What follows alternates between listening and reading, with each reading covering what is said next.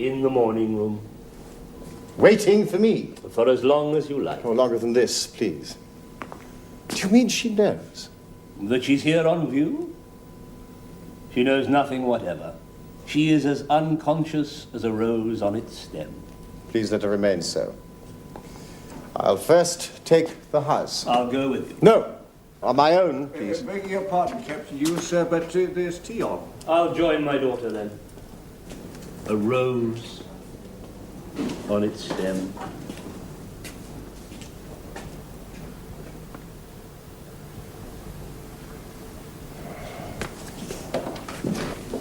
I say I... Chivers, sir. Ah, well then, Chivers, have you by any chance taken notice of the young lady in the morning room? I have marked her, sir, yes. Did you happen to notice if she's pretty? Well, sir, isn't it at the same time so largely like a matter of taste? Preeminently. That is why I appeal with such confidence to yours. Yeah, well, sir, I've always fancied something more merry-like myself. Oh, but she's not merry-like, poor Miss Prodmore. Well, if you come to that now, then am I. What about you, Chivers? Are you merry-like? Well, sir, I'm not quite that, no. Well, whatever has the mean to make me, sir. To whom do you belong? If you could only just tell me, sir, I seem quite a waste away for someone to take an order of. Who pays her wages? No one at all, sir. Oh. Well, then, here's a sovereign. And I haven't many. Oh, in that case, sir, shouldn't it stay in the family? I believe it does, Chivers. I've served your house, sir, all my life. Then I shan't give you up. I hope you won't give anything up, sir. Is that the garden? It was. No, don't come. I want to think.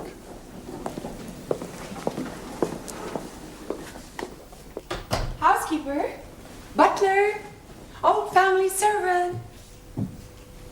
There you are. Oh, Lord. I forgot to tell anyone about you. Dear, delightful man, why didn't you tell me? Tell you, ma'am? Why, that you're so perfectly perfect. You're everything in the world you ought to be and not the shade of a shade of anything you oughtn't. Me, ma'am? Yes, you too, you positive old picture. The house is a vision of beauty and you're simply worthy of it. I can't say more for you. Tell the truth, I find a bit of a job to keep up with what you do say, ma'am. That's what everybody says. You are so fatally right and so deadly complete, all the same, that I can scarcely bear it. With every fascinating feature that I'd already heard of and was prepared for, and ever so many others that I hadn't and wasn't, and that you just sprang at me like a series of guns going off, like some sort of royal salute. I knew as soon as you arrived, you knew more than I'd ever heard of. Oh, I had got you by heart from books and drawings and photos. It's all here, every inch of it. And now, at last, I can do what I want. And pray, ma'am, what might that be? Why, I take you right back with me to Missouri Top. Do I understand, ma'am, you're required to take me? You mean to say you'd come? Then do, you marvelous real thing. It's just what I'm dying for. An old family servant. I shall have you packed, put up in paper and bran, as I shall have my porcelain here. Don't you just love old crockery? This is the sweetest old Chelsea. Haven't I seen this very bit somewhere? I know, the pew opener's house. Best bedroom or the chest of drawers. I got the chest of drawers, too, and the brass fender, and the fire irons, and the chair her grandmother died in. I've had hold of this 1,000 times. Now it shows I'm suddenly nervous. You wouldn't do that. Oh. Mercy on us, ma'am, what can I say? I brought shame to my old grey hairs. I'd sooner have broken a leg. Oh, but the way you take it. You're too quaint to live. Your pardon, ma'am? The way you said that just now is just the very type. It's like everything over here is just natural to you. You can't help your own perfection. Oh, nothing perfect to being clumsy, ma'am. That's what comes of acting above my station. I'm a gardener, really. Got promoted for the want of competition, you might say. There was a type in the train with me, the awfully nice girl of all the English novels. She couldn't help it either. She was coming here, by the way. Is she come? Miss Prodmore's here, miss. She's having your tea. Oh, that's exactly it. They're always having their tea. With Mr. Prodmore in the morning room. Captain Yule is in the garden. I'm afraid none of them know that you're here, ma'am. Who's Captain Yule? Oh, Captain the Honourable. He's the new master. He's just arrived. Oh, she didn't tell me about him. Well, ma'am, it's a strange thing to tell. He'd never like so much as seen the place. His own house. Well, I hope he likes it. Haven't seen many as like it as much as you, ma'am. I should like it still better if it were my very own. Well, Mum, if it wasn't against my duty, I could wish indeed it were. But the captain is the lawful heir. That's another of your lovely old things. I adore your lawful heirs. He's come to take possession. He's a taking of it now. What does he do and how does he do it? Can I see? Is there a grand fuss? I scarce think him the gentleman to make any fuss about anything. Well, perhaps I like them better when they don't. I also have taken possession in my way. You took it first, Mum. Ah, but for a poor little hour. He's for life. For mine, Mum, I at least hope. I shall think of you, you know, here together. Will he be kind to you? Oh, he already has been, Mum. Then be sure to be so to him. That's Mr. Prodmore. He'll want some more hot water. Oh.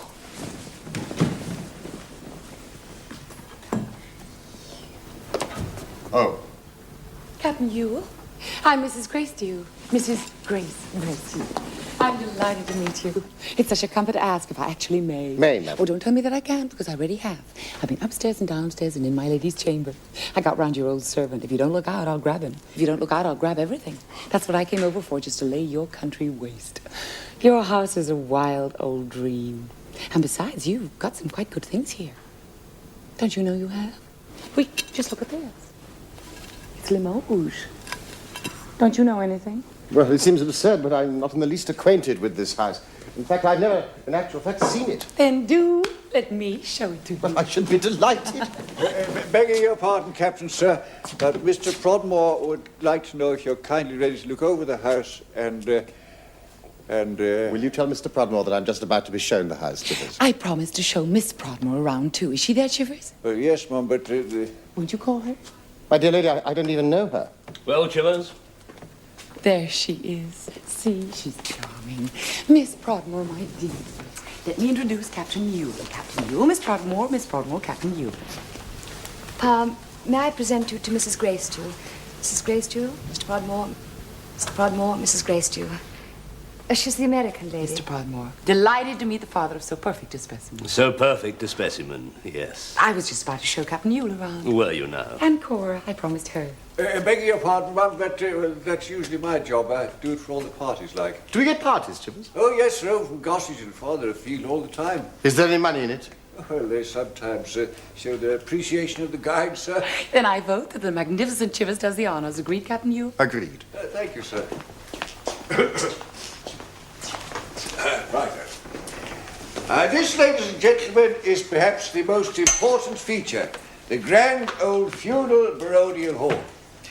Being, from all accounts, the most ancient portion of the edifice, it was erected in the very earliest ages.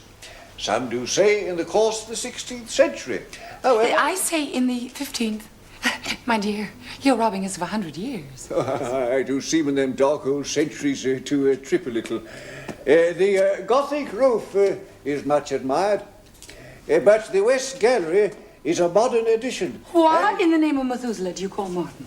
It was here at the visit of James I in 1611, and is supposed to have served in the charming detail of its ornament as a model for several that were constructed in his reign. The great fireplace is Jacobean. Observe, in the center compartment, the family arms. And observe the family legs. The third Earl died of a rage he fell into when Henry VIII won his favorite hound off him at tennis. Observe the suit of armor worn at Tewkesbury. Observe the tattered colors carried at Blenheim. At Blenheim. Observe the hole here in the paneling where a jealous neighbor discharged a pistol at the 6th Earl after losing at a game of cards.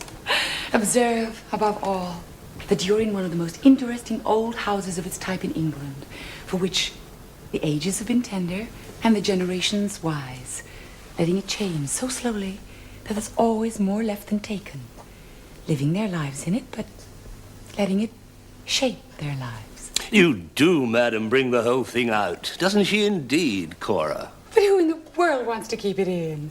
Oh, just look at those lovely lines. Look at the tone of that glass and the carving of that chair and the cutting of that oak and the dear old flags of the very floor. To look in this place is to love. You hear that, Captain? I don't think Captain Ewell cares. He doesn't do justice to what, madam? the value of your house. I'd like to hear you express it. I can't express it. It's inexpressible. Try, madam. Try a little assessment. Well, The value's a fancy value. Exactly. When a thing's unique, it's unique. It's worth anything you like. 20,000? I wouldn't look at 20,000. She wouldn't look at 20,000. 30 as it stands. It would be giving it away. You hear that, Captain? You'd hold out for 40. 50 is, I think, what I should propose if I was selling the house, and not a penny less. 50,000. Ah, but he wouldn't part with it. Not the ancestral home. Mrs. Gracedieu, may I speak to you alone? Mrs. Gracedieu, may I speak to you alone? After the captain, child. Meanwhile, Chivers can show you the rest of the house. Chivers, on with the tour. Yes, sir. I shall be in the morning room. Pile it on. Pile it on. How do you come to know so much about my house? How do you come to know so little? Well, a combination of misfortunes has forbidden me until they started to come within a mile of it. Why, you poor thing. Now, at last you got here, I hope at least you'll stay. Do, make yourself comfortable, don't mind me. Well, that's just what I wanted to say to you. I already have made myself comfortable, wouldn't you say? You certainly have the air of mistress of the house. Then you must let me put you up. Up to what? Up to everything. You were smoking as you came in. Where's your cigarette? Well, I thought perhaps it wasn't permitted in here. It's permitted everywhere. Everywhere? It's a rule of the house. What delightful rules. How could such a house have any others? I may go up just once more to the long gallery, mayn't I? The long what? Oh, I forgot. You've never even seen it. It's what I mainly came over for. Come right up. Where in heaven's name did you come over from? From Missouri Top, where I'm building just in this style. I came over for ideas. I felt I must look right at you. What did you know about arts? Everything. At Missouri Top. It's a growing place. 40,000 at the last census. My husband left it to me. You're a widow. A very lone woman. You see, I had a drawing. Watercolors of your divine South Front that I found in Boston. In Boston? The drawing so struck me that I got you up in the books. Are we in the books? And you, where in heaven's name have you come over from? The East End of London. What were you doing there? Working. You see, when I left the army, life was too slow for me. And then I realized that for a fighting man, it was terribly important There's that always someone to do battle with. Yes, the enemy. Misery, ignorance, injustice, privilege.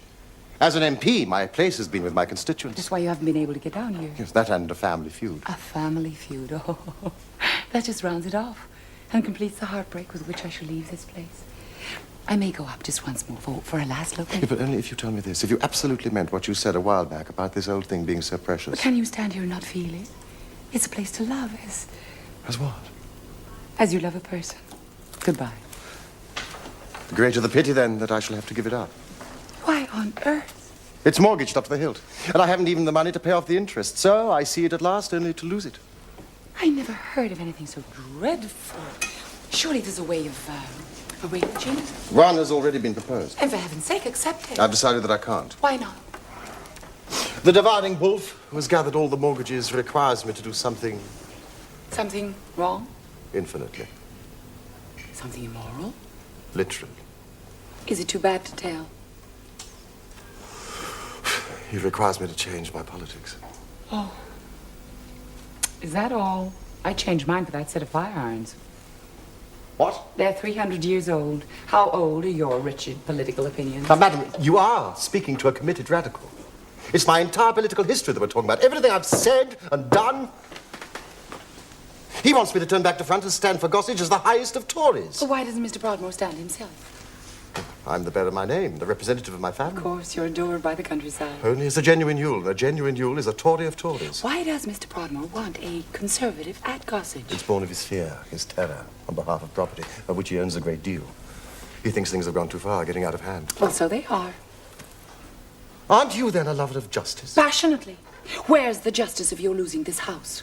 To keep it, you must stand for Gossage. As a turncoat? As a Yule. What right have you to be anything else?